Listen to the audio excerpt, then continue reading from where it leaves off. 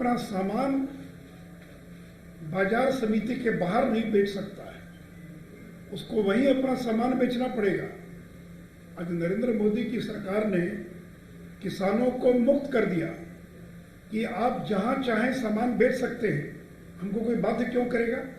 अगर मैं टमाटर आलू कोई चीज़ पैदा करता हूं तो हमको बाध्य क्यों किया जाएगा कि आपको बाजार समिति प्रांगण में ही वो सामान बेचना पड़ेगा? अगर मुझे बाजार समिति के बाहर अगर मुझे ऊंचा मूल्य मिल रहा, अच्छा मूल्य मिल रहा है, तो ये आज़ादी हमको क्यों नहीं होनी चाहिए? कोई कहे कि आप कपड़ा केवल इसी मार्केट में बेच सकते हैं, बाहर नहीं बेच सकते हैं, कोई सामान यहीं बेचना पड़ेगा। ये इतना बड़ा क्रांतिकारी कदम है कि किसानों की जो बाध्यता थी बाजार समिति प्रांगण में बेचने की, उस बाध्यता को नरेंद्र मोदी की सरकार ने खत्म कर दिया। ये कदम उसी प्रकार का कदम है जिस प्रकार 1991 में नरसिंहा राव की सरकार ने और उद्योगों में लाइसेंस परमिट राज खत्म कर दिया था।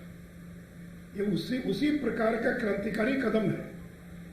और आज ही माननीय प्रधानमंत्री जी ने अभी जब पुलों का उद्घाटन शिलान्यास हो रहा था, उसमें उल्लेख किया बिहार के अंदर भी कई ऐसी कंपनियां हैं, ये एफपीओज हैं जो बड़े पैमाने पर धान कंपनियों को बेच रही हैं। तो मित्रों, 21वीं शताब्दी है, हम किसानों को चंगुल से मुक्त करना चाहते हैं, किसानों को विकल्प देना चाहते हैं। और अभी आपने मालूम है कि बिहार में हाल के दिनों में और एग्रीकल्चर इन्वेस्टमेंट पॉलिसी हम लोगों ने लाया है और 7 तरह के सामान शहद, आपको बता दें पतंजलि कंपनी बिहार से बहुत बड़े पैमाने पर शहद खरीद के ले जाती है किसानों से, लेकिन कोई कॉन्ट्रैक्ट का सिस्टम नहीं है।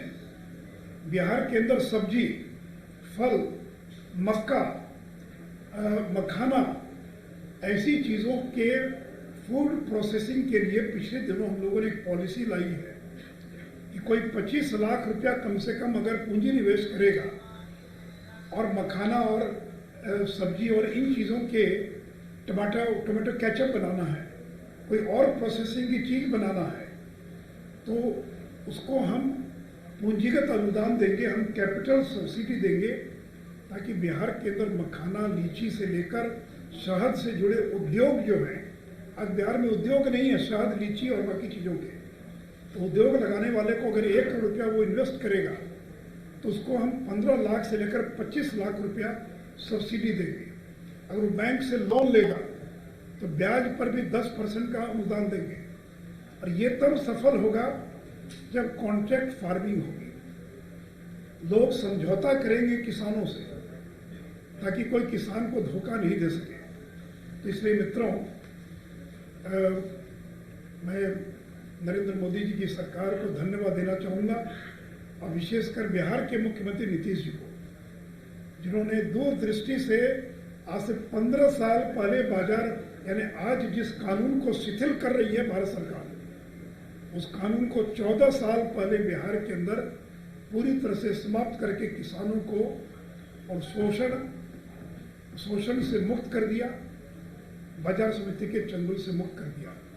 तो इसलिए मित्रों, मुझे दुख है इस बात का कि राष्ट्रीय जनता दल के नेताओं के जो बयान आ रहे हैं, राष्ट्रीय जनता दल जिस प्रकार से इस बिल का विरोध कर रहा है, राष्ट्रीय जनता दल के सदस्य कल जिस प्रकार से इस हंगामे और अमर्यादित व्यवहार में शामिल थे, इसका खामियाजा इनको आगे आने वाले दिनों के विधानसभा चुनाव में भुगतना पड़ेगा।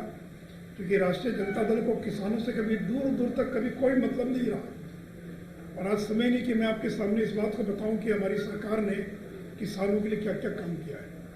ये राष्ट्रीय जनता दल, कांग्रेस, ये किसान विरोधी हैं, जिनको किसानों को हितों का कोई ख्याल नहीं है और ये चाहते हैं कि किसान उसी प्रकार परंपरागत तरीके से बिचौलियों के, दलालों के और चंगुल में फंसे रहे। आज हरियाणा पंजाब में आड़तिया होते हैं, उसको बोलचाल की भाषा में आप मिडिल मैन कह सकते हैं। तो आज वहाँ जो आंदोलन है उसके अंदर बहुत बड़ी भूमिका इन दलालों की है, इन बिचौलियों की है, जिनको कमीशन एजेंट कहते हैं। वहाँ पर उसके विस्तार में नहीं जाऊँगा, लेकिन बिहार को हम पंजाब यानी इस मामले में हम पंजाब और हरियाणा नहीं बनने देंगे, जहाँ पर बिचौलिए दलाल से जो मुक्ति मिली है बिहार को और पूरे देश को, और कुछ लोग चाहते हैं कि वो पुरानी व्यवस्था और देश के अंदर बरकरार है। इसलिए मित्रों, मुझे लगा कि ये बहुत महत्वपूर्ण विषय है, और खास करके हरिवंश बाबू से हम सभी लोगों का बड़ा व्यक्तिगत संबंध और आपके बीच के ही वो व्यक्ति रहे। हम लोग तो कल जब टीवी पर देखा तो हम लोग इतने दुखी थे कि आज जब प्रधानमंत्री जी का भाषण चल रहा था उधर शिलान्यास का, तो मुझसे रहा नहीं गया, मैंने अपने भाषण में और हरिवंश बाबू के साथ जो घटना घटी उसका भी मैंने अपने भाषण में आज वहाँ पर उल्लेख किया। तो मित्र, इतना ही मुझे कहना था। इस विषय से जुड़ी कोई बात किसी को पूछना हो तो आप पूछ सकते हैं।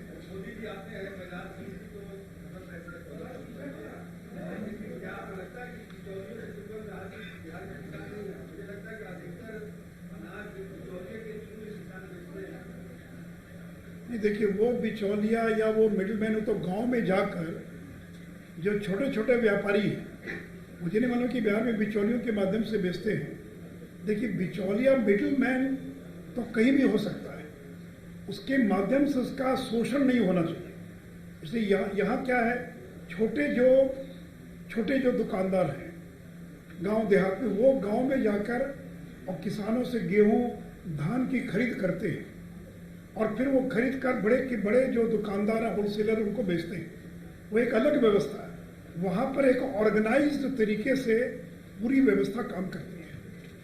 इसलिए आज यहाँ बिहार में ये बाध्यता नहीं है कि वो कहाँ बेचेगा, कहीं बेच सकता है। लेकिन ये कानून के कारण पंजाब, हरियाणा वगैरह राज्यों के अंदर जहाँ बाजार समिति एक्ट लागू था, वहाँ पर बेचने की उसकी बाध्यता थी। तो हम लोगों ने एपीएमसी एक्ट खत्म करके बेचने की बाध्यता को खत्म कर दिया। अब जिसको चाहे बेचिए, आप गांव में बेचिए, देहात में बेचिए।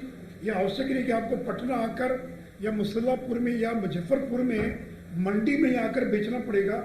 ये बाध्यता हम लोगों ने 2005 में समाप्त कर दिया, जो बाध्यता 2006 के पहले बिहार के अंदर भी ये कानून लागू था।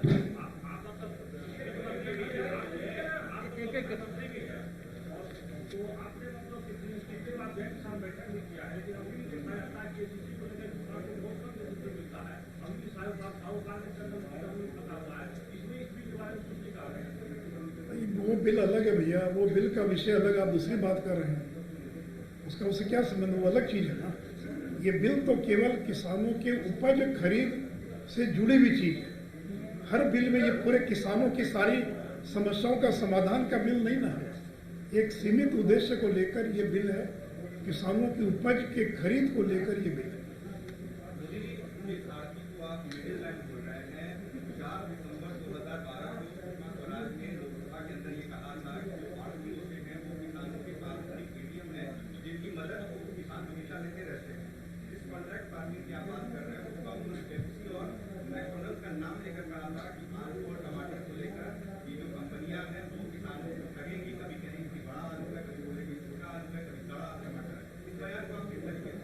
मुझे नहीं मालूम है 2012 में क्या उनका बयान है, मैंने देखा नहीं है। नहीं, ठीक है, मैं बिना पढ़े हुए और बिना उसके ऑथेंटिसिटी को बिना वेरीफाई किए मैं कोई भी बात नहीं कर सकता हूँ। और आदमी समय के अनुसार आगे बढ़ता है ना। आज से 20 साल पहले की स्थिति और आज की स्थिति में जमीन आसमान का अंतर है। उसमें किस संदर्भ में क्या काम है नहीं कर सकता हूँ उसमें। लेकिन आज तो हम 2021 में खड़े हैं।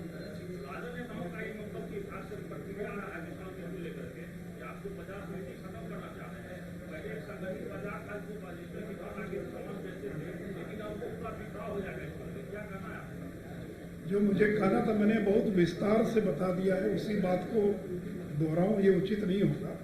मुझे पूरी बात को मैंने विस्तार से बता दिया कि आप वहां भी जाकर बेच सकते हैं ना, कि मंडी में बेचने की रोक थोड़ी है, लेकिन आपको बाध्यता थी कि नहीं आप मंडी में ही जाकर बेचेंगे। इस बिल के द्वारा उस बाध्यता को समाप्त किया जाए।